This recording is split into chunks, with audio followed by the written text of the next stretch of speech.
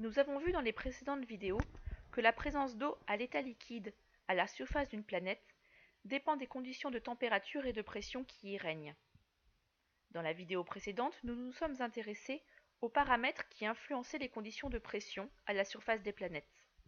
Nous allons maintenant considérer ceux qui influencent les conditions de température. Le Soleil est la source d'énergie de notre système solaire. Il est la source de lumière et de chaleur. Il est donc naturel qu'une planète située proche du Soleil ait une température élevée, alors qu'une planète située loin du Soleil ait une température basse. La distance au Soleil est donc un critère fondamental quand on considère la température d'une planète. Plus une planète est proche du Soleil, plus sa température est importante. Ce phénomène permet aux scientifiques de définir autour d'une étoile ce qu'on appelle une zone habitable ou zone d'habitabilité. Cette zone, située autour d'une étoile, est une zone où les conditions théoriques de température permettent la présence d'eau à l'état liquide. Cette zone définie autour des étoiles permet d'imaginer quelle planète pourrait éventuellement posséder de l'eau à l'état liquide et ainsi abriter la vie. Mais elle ne se base que sur la distance au Soleil. Donc, le premier critère qui détermine la température d'une planète, c'est sa distance au Soleil. Mais ce critère-là n'est pas le seul. En effet, les scientifiques ont essayé d'estimer la température des planètes en tenant compte uniquement de leur distance au Soleil. Et ils ont trouvé qu'il y avait des différences avec les températures réelles qu'ils avaient pu mesurer pour les différentes planètes.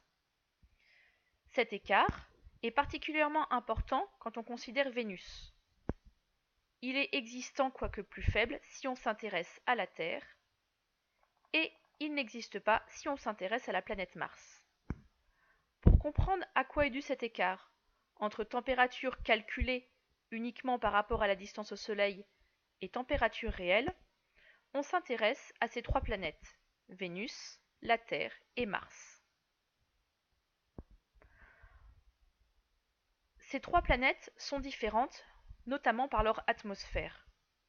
Vénus possède une atmosphère très épaisse et très riche en dioxyde de carbone.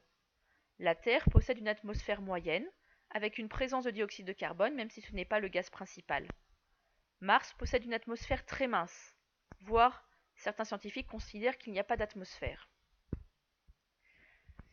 Les différences qu'on observe entre l'écart des températures dues à la distance au Soleil et des températures réelles mesurées pourraient donc s'expliquer par la présence ou non d'une atmosphère et par son importance. Ce phénomène est appelé effet de serre naturel. L'effet de serre est le phénomène d'échauffement de la surface d'une planète dû au fait que certains gaz de l'atmosphère absorbent et renvoient une partie du rayonnement infrarouge émis par la planète lorsqu'elle est échauffée par le Soleil. Si cette définition vous semble un peu obscure, dans la mesure où vous devez pouvoir la comprendre et la maîtriser, je vous conseille de faire l'activité effet de serre que je vous ai envoyée. En bilan, nous pouvons donc reprendre les principaux paramètres expliquant les conditions de température à la surface d'une planète.